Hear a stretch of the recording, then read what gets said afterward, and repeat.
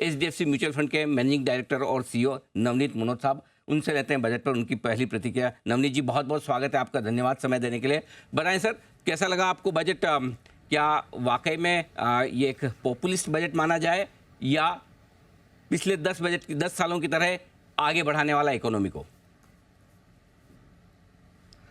मुझे लगता है अनिल जी, इसमें विवेक है, विकास है और विश्वास है। विवेक मैं इसलिए कहूँगा कि कोशिश करी गई है बजट के घाटे को किस तरह कम किया जाए, और इस साल भी 5% के नीचे रखा गया, अगले साल 4.5% की बात करी गई, तो एक अच्छी बात है। विकास के लिए मैं कहूँगा बहुत ही बहुगामी, जहाँ पर इंफ्रास्ट्रक्चर, चाहे फिजिकल इंफ्रास्ट्रक्चर हो, सोशल इंफ्रास्ट्रक्चर हो और डिजिटल इंफ्रास्ट्रक्चर पर्टिकुलरली, कई जगहों पर उन्होंने डिजिटाइजेशन, डिजिटल पब्लिक इंफ्रास्ट्रक्चर, चाहे वो आईबीसी के लिए ज़्यादा यूज़ करना हो, चाहे एम्प्लॉयमेंट के लिए, चाहे दूसरी चीज़ों में पारदर्शिता बढ़ाने के लिए और प्रोडक्टिविटी बढ़ाने के लिए, और social infrastructure, education, skill development वगैरह। और मैं विश्वास का इसलिए कहूँगा, शायद शेयर बाज़ार के लोगों को, हम सब लोगों को परिवर्तन जो हैं कैपिटल गेन टैक्स में उतने अच्छे नहीं लगे हों, पर अगर ओवरऑल देखेंगे काफ़ी जगहों पर उन्होंने वर्ड यूज़ करा public private partnership, state centre partnership, और कई जगहों पर सिंप्लिसिटी, सिंप्लीफिकेशन, और जो सेकेंड जनरेशन रिफॉर्म या नेक्स्ट जनरेशन रिफॉर्म्स की बात करी, मुझे लगता है आज शायद ज़्यादा डिटेल्स नहीं आई है, लेकिन एटलीस्ट एक उसकी बात करना और उसके तरफ संकेत देना कि चाहे वो लैंड हो, चाहे लेबर हो, चाहे कैपिटल सेक्टर रिलेटेड हो या एंटरप्रेन्योरशिप बढ़ाने के लिए रिफॉर्म्स हो, उसमें और करे जाएंगे। एक 1.25 घंटे की स्पीच में आपको नॉर्थ ईस्ट से लेके वेस्ट सब कई चीज़ों की बात करनी होती है, और जो न्याय की बात थी कि ज्ञान की कि जो गरीब हैं, यूथ हैं, अन्नदाता हैं, नारी है, तो आपको बहुत सारी चीज़ों की बात करनी होती है, बहुत सारी स्टेट्स की बात करनी होती है, एक कोएलिशन धर्मा निभाना होता है, लेकिन बहुत सारी डिटेल्स होती हैं जो बाद में आती हैं। और मुझे लगता है कि ये एक विश्वास का बजट है, ये विकास का बजट है और विवेकपूर्ण बजट है। तो ये काफ़ी कुछ खास बातें बजट में नवनीत जी को नज़र आ रही है। नवनीत जी, अब कैपिटल मार्केट रिलेटेड टैक्सेस की ही मैं सबसे पहले बात करता हूँ, जहाँ पर एक और जहाँ इक्विटी पर शॉर्ट टर्म और लॉन्ग टर्म दोनों में टैक्स बढ़ाया गया है। वायदा कारोबार के सौदों पर टैक्स बढ़ाना तो समझ में आता था, जिस तरह से यूफोरिया बन रहा था और रिटेल का पैसा काफ़ी जा रहा था, तो वो तो वाकई में सही डायरेक्शन में सही कदम है। लेकिन एक और जहाँ गोल्ड पर ड्यूटी घटाकर सारा पैसा अगर अनप्रोडक्टिव एसेट क्लास गोल्ड में जाए, उसके सामने प्रोडक्टिव एसेट क्लास इक्विटी को थोड़ा सा नीचे किया जाए, ये कहाँ तक जायज़ है? मुझे लगता है शायद बाज़ार की ऐसी मांग थी कि अगर वो जो ड्यूटी ज़्यादा है तो शायद उसकी वजह से जो एक इनफॉर्मल चैनल्स के थ्रू इंपोर्ट होता है वो कम हो जाएगा। और मुझे ऐसा नहीं लगता है कि ड्यूटी कम होने से कोई सोने में निवेश ज़्यादा बढ़ जाएगा, कोई चांदी में निवेश उससे ज़्यादा बढ़ जाएगा।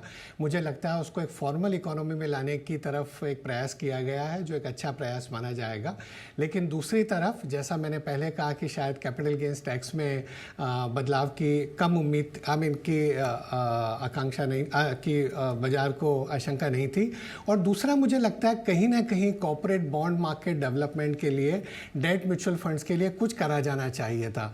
ये जरूरी है कि इक्विटी मार्केट में भी पैसा जाए और डेट मार्केट में भी और पैसा आए म्यूचुअल फंड्स के जरिए, ताकि कॉर्पोरेट बॉन्ड मार्केट का भी डेवलपमेंट हो, जो अर्थव्यवस्था के सर्वांगीण विकास के लिए बहुत ज़्यादा आवश्यक है।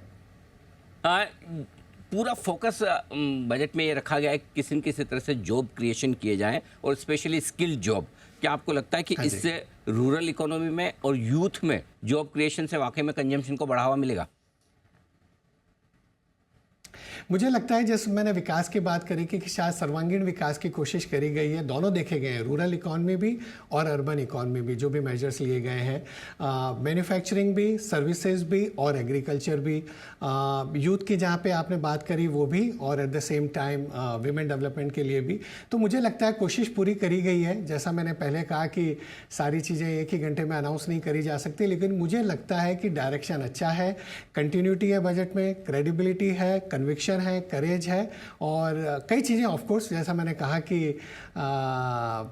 कई लोगों को कुछ राइट नॉइसेस देनी होती है, लेकिन मुझे लगता है कि डायरेक्शन बहुत अच्छा है, डायरेक्शन पॉजिटिव है। रूरल कंजम्पशन और डिमांड ये बढ़ाना काफ़ी ज़रूरी था, और ये लग भी रहा था कि इस पर सरकार काफ़ी काम करेगी। सैलरीड क्लास लोगों के लिए स्टैंडर्ड डिडक्शन बढ़ाना, नई टैक्स रेजिम में थोड़ी सी राहत देना, इसका कितना फ़ायदा मिलेगा? नो बिल्कुल, अगर मैं जैसे कहूँ कि हम लोग तो एसआईपी वर्ड ही यूज़ करते हैं, तो अगर मैं बजट के लिए करूँ तो सस्टेनेबल ग्रोथ की तरफ कोशिश करी गई है, जहाँ चाहे वो सोलर मिशन की बात हो या न्यूक्लियर एनर्जी की बात हो या एनर्जी ट्रांजिशन की हो, इंक्लूसिव ग्रोथ की जो आपने भी बात करी कि रूरल इकॉनमी को भी बढ़ाया दिया जाए, इंक्लूजन सबका किया जाना चाहिए, और यूथ एम्प्लॉयमेंट की को किस तरह से बढ़ावा दिया जा सकता है उस पर पूरा ध्यान दिया गया है और काफ़ी समय उस पर निकाला गया। इसका ये मतलब है कि वो ऐसी चीज़ है जिस पर सरकार का पूरा ध्यान है। कुछ चीज़ें आज अनाउंस हुई है, बट मुझे लगता है डायरेक्शनली ये रियलाइजेशन कि इस पर बहुत ज़्यादा कार्य करने की ज़रूरत है।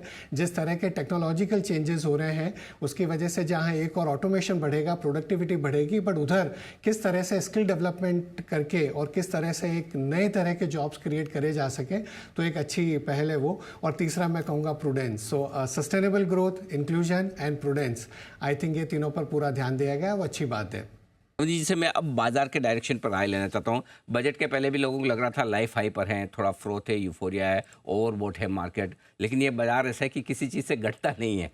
अगर लोगों को टैक्स बढ़ने के बाद भी बाजार को ऐसा खास घटता हुआ दिख नहीं रहा है। मुश्किल से 150-200 पॉइंट निफ्टी नीचे और मिड कैप इंडेक्स वगैरह घटकर वापस ठीक हो गए हैं। बाजार का डायरेक्शन कैसे देखते हैं आप इस बजट के बाद?